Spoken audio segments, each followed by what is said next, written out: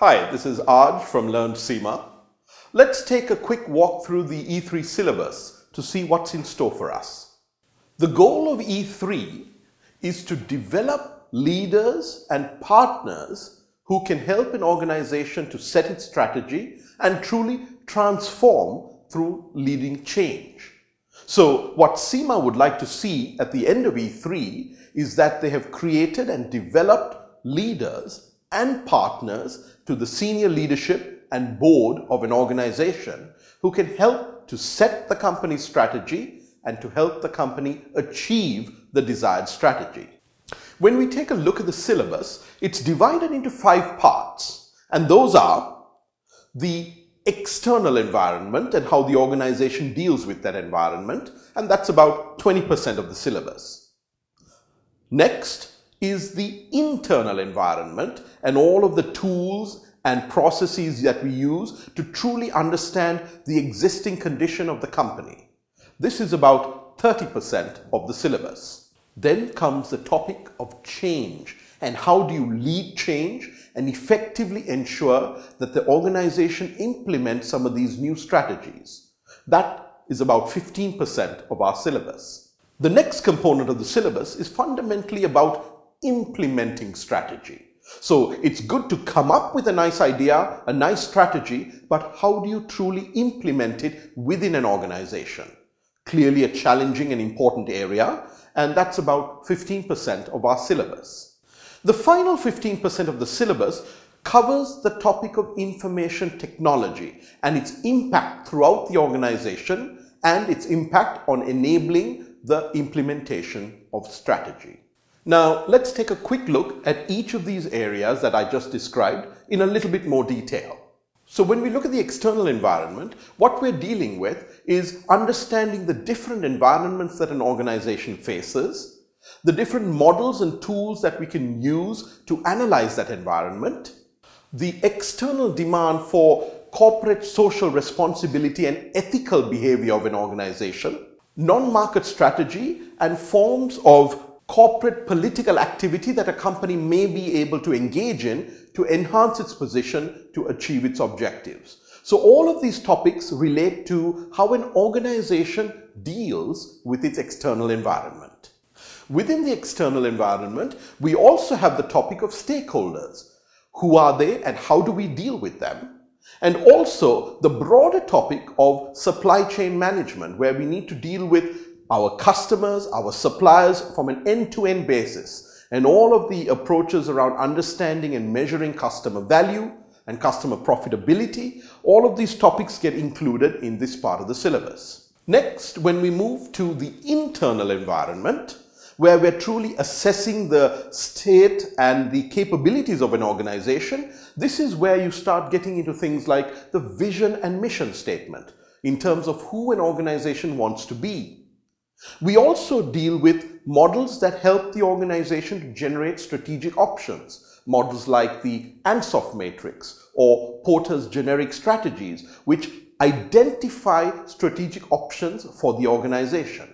We also will look at more far-reaching options like scenario planning or game theory or real options. These are all alternate ways that we can generate solutions or options for a company's strategy. Once we have identified some of these options, we will start to evaluate these options using various methodologies. We will look at acquisition and divestment options. We will look at rationalization and relocation options. And we will look at a model that helps us to truly evaluate strategic options. And that model is the SAF framework: suitability, acceptability, and feasibility. We will also look at the roles and responsibilities of directors. We will also do an audit of the internal capabilities of the organization. And finally, we will use forecasting techniques to look at what options there are for the company a few years ahead. When we get to the section on leading change, we have 2 models that we will start to look at that really try to help a company understand what it takes to change an organization for the better. The 2 models that we refer to are the cultural web model and the McKinsey 7S model. Both of these models essentially tell us that you cannot and should not try to change an organization head on, but rather try to change elements or aspects of a company's culture to truly start influencing it to change. We will also start looking at things like team building and shared cultural approaches to driving change. Under change, we will also look at various approaches that individuals and organizations can take to implement change. Under the topic of leading change, we will also start to look at types of change that an organization faces. For example, the speed of change and the extent of change that an organization is facing. What this does is creates different situations and challenges that we must deal with as advisors to the board.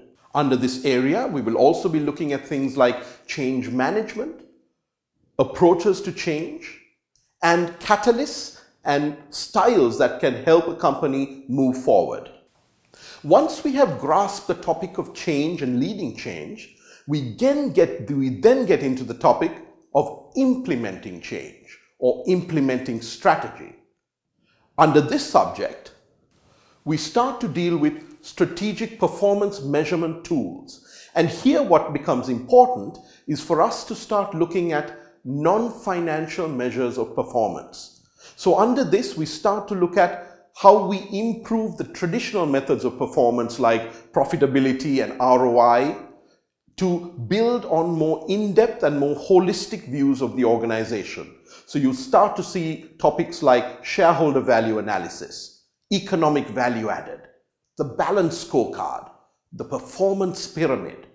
All of these topics are trying to bring to you the non-financial measures that we also need to start looking at to create a more holistic picture of the company and its performance. Our last section of the syllabus around information technology deals with a host of issues around knowledge management, the learning organization, going into topics like e-business, e-commerce, social media, Web 2.0, a lot of the modern new topics that we deal with that need to be brought in to help an organization in its development and implementation of strategy. So that was a very quick walk through the E3 syllabus.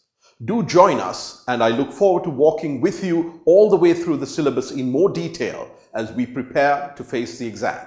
So thanks for listening, and look forward to joining you on another session very soon.